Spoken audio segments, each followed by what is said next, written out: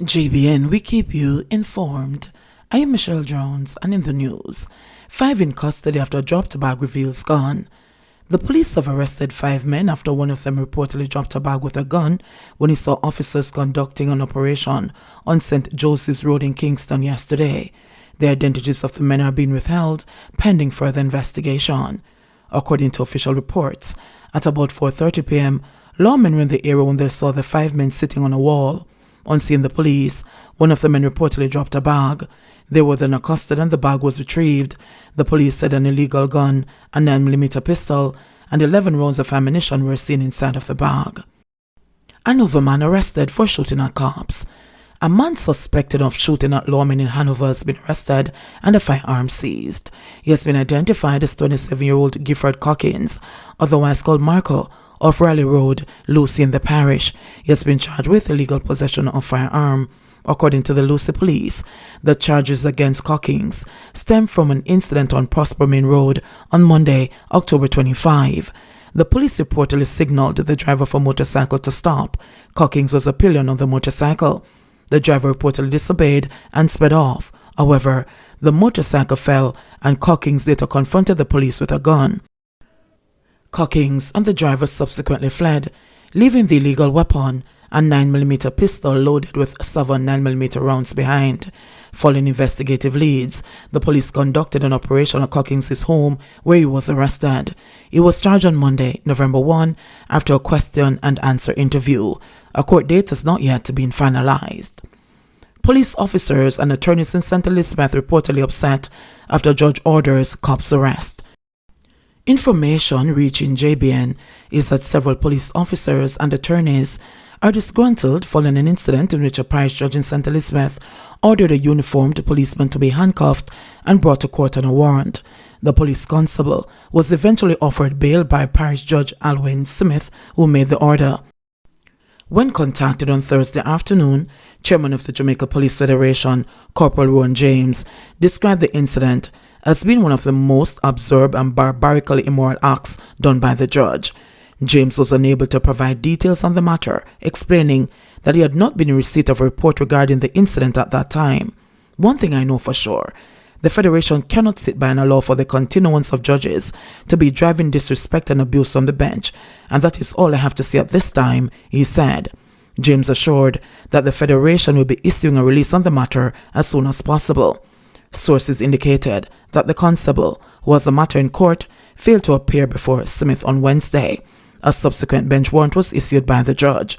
However, it is understood that the policeman was at another courthouse for another matter at the time. The constable, who was on leave, reportedly returned to work on Thursday morning.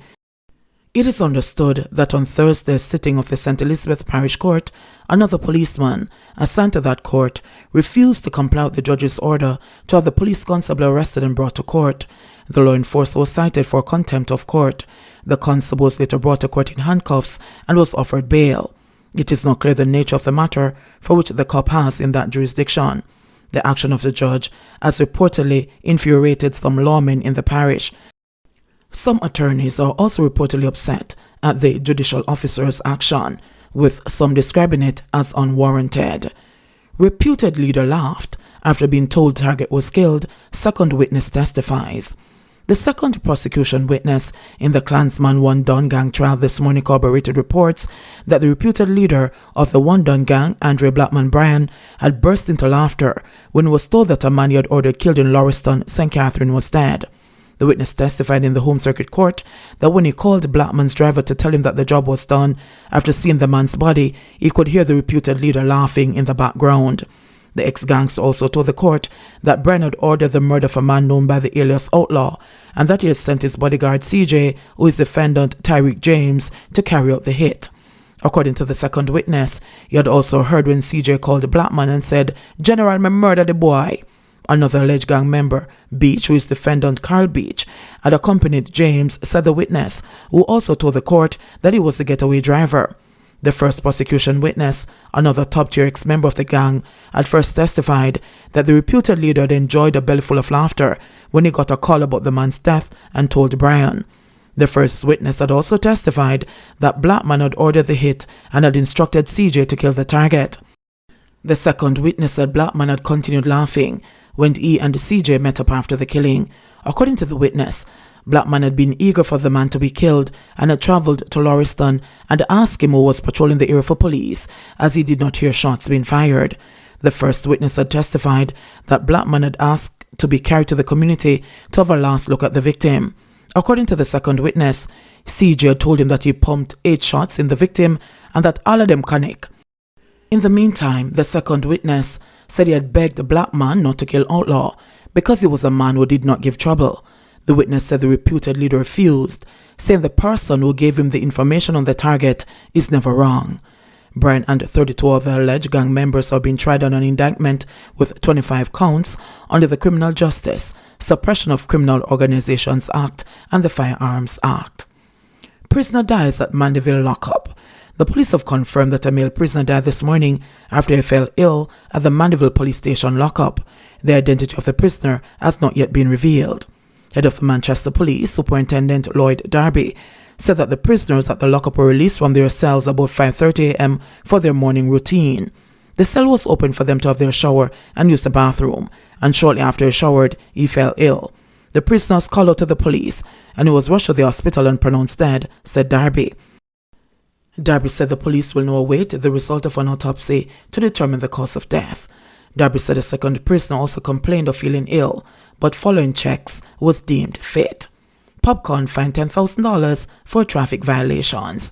Dancehall entertainer Popcorn was slapped with a $10,000 fine after pleading guilty to several road traffic violations in the Yallis Traffic Court in St. Thomas on Thursday. The artist was fined $2,000 for operating a motor vehicle without insurance, $2,000 for driving without a helmet, $3,000 operating a vehicle without a valid fitness, and $3,000 for operating an unlicensed motor car. He was admonished and discharged on the charges of no registration plates. Popcorn was represented by Matthew Hyatt. The 32-year-old artist, whose real name is Andre Sutherland, was charged in late April after the police intercepted his 9-vehicle convoy in St. Thomas. In April, after being charged, Popcorn, who is a promoter of the annual Unruly Fest concert, took to social media to lament that he is being unfairly treated by the police. However, the police have since denied Popcorn's assertions, with commanding officer for St. Thomas, Superintendent Alison Byfield, claiming that the arresting officer didn't even know the international dancehall star. Care packages for Jamaican students have landed in Cuba. The shipment of 100 care packages and 152 personal care items collected on behalf of Jamaican medical students in Cuba arrived on that island on Tuesday, November 2. In a statement today, Minister of Foreign Affairs and Foreign Trade, Senator Kamina Johnson-Smith, said she was happy that the shipment arrived on Tuesday after departing Jamaica on October 28. Unfortunately, there were delays despite detailed plans being made and implemented. We have, however, been in dialogue with students and parents, indicating that this was out of the ministry's control, Johnson-Smith said. We sincerely regret the inconveniences that would have been caused by the delayed shipment, and will continue to work with our students in Cuba and our stakeholders to ensure that this process is completed in order to alleviate some of the challenges faced by the students as a result of the pandemic, she continued. In providing an update, Johnson-Smith said the process now moves to clearing the items through customs in Cuba, and that the Jamaican embassy in Havana will assist with this activity, including making arrangements for either the collection or delivery of the items by or to the students.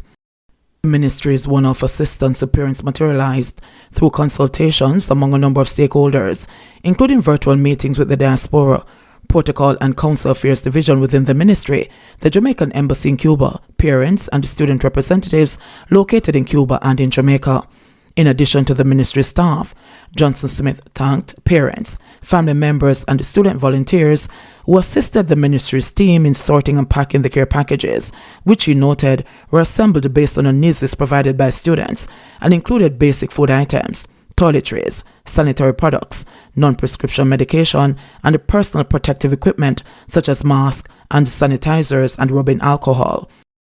The minister also expressed her continued appreciation to the Cuban government for its overall generosity and commitment to the scholarship program, as well as importation procedures, to alleviate some of the challenges faced by students as a result of the pandemic, including the treatment of the recent shipment.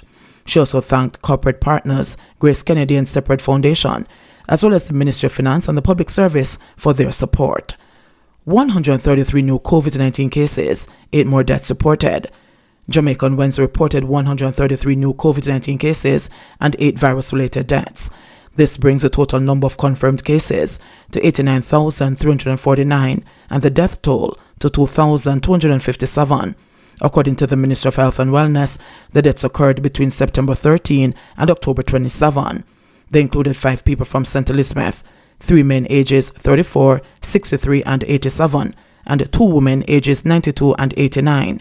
2 women ages 40 and 62 from St. James, and a 62-year-old male from Westmoreland also died. Of the 133 newly reported cases, there were 71 females and 62 males with ages ranging from 8 days to 94 years. Cases were recorded in Kingston and St. Andrew 32, St. Catherine 29, Manchester 17, Clarendon 13, St. Elizabeth 12, St. Thomas 10, St. James 8, Westmoreland 3, Hanover 3, St. Mary, Portland and St. Anne 2 each. The country also recorded 137 recoveries, bringing the total number of recoveries to 58,576. There are currently 27,894 confirmed active cases on the island.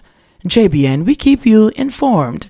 Please remember to subscribe, like, share, leave us a comment and click the notification bell to receive our daily news items.